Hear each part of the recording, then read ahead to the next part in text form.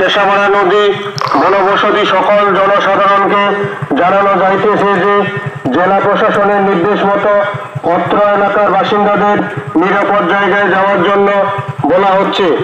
যে কোনো মুহূর্তে নদীর জল বাড়তে পারে এবং ভুটান থেকে জল ছাড়ার সম্ভাবনা রয়েছে। বিজ্ঞপ্তিটি শালকুমার 1 নং গ্রাম পঞ্চায়েতের পক্ষ থেকে জানানো হচ্ছে। গত 5ই অক্টোবরের ভয়ঙ্কর স্মৃতি ফিরে এলো আলিপুরদুয়ার 1 নম্বর ব্লকের শালকুমারহাট এলাকায়। শুক্রবার সকাল থেকে ভারী বৃষ্টি। এই বৃষ্টিতে জল বাড়তে থাকে সীসামারা নদীতে। তবে দুপুর পর্যন্ত নদীর জলস্তর বাড়লেও গ্রামে ঢোকেনি।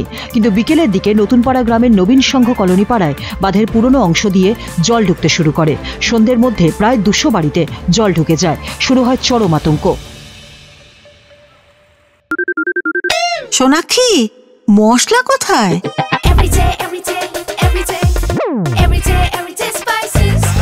এভরিডে মশলা, দেশের স্বাদ। রামকৃষ্ণ আইভিএফ সেন্টার, মা হওয়ার স্বপ্ন পূরণ।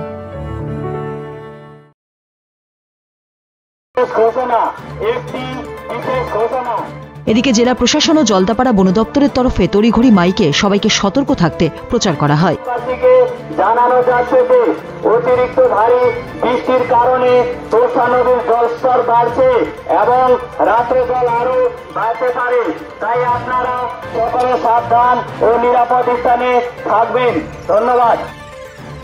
এলাকায় ছুটে আসে সোনাপুর ফাঁড়ির পুলিশ ও আলিপুরদুয়ার 1 নম্বর ব্লকের বিডিও বিশ্বনাথ মজুমদার। নদীর আগোয়া বাসিন্দাদের তড়িঘড়ি উদ্ধার করে নিয়ে আসা হয় লালটুরাম হাই স্কুলে। সেখানে প্রশাসনের তরফে ত্রাণ শিবির খোলা হয়েছে। ওই শিবিরে 2 শতাধিক বাসিন্দা আশ্রয় নিয়েছেন।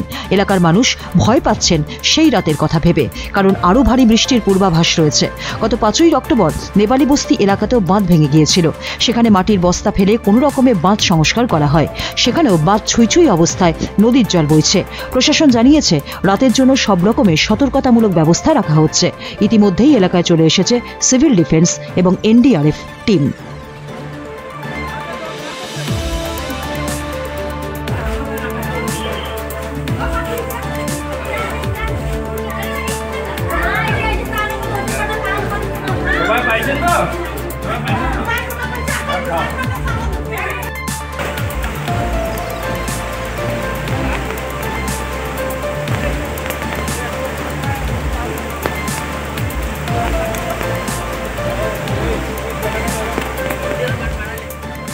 ফালাকাটা থেকে সুভাষ বর্মনের রিপোর্ট, উত্তরবঙ্গ সংবাদ।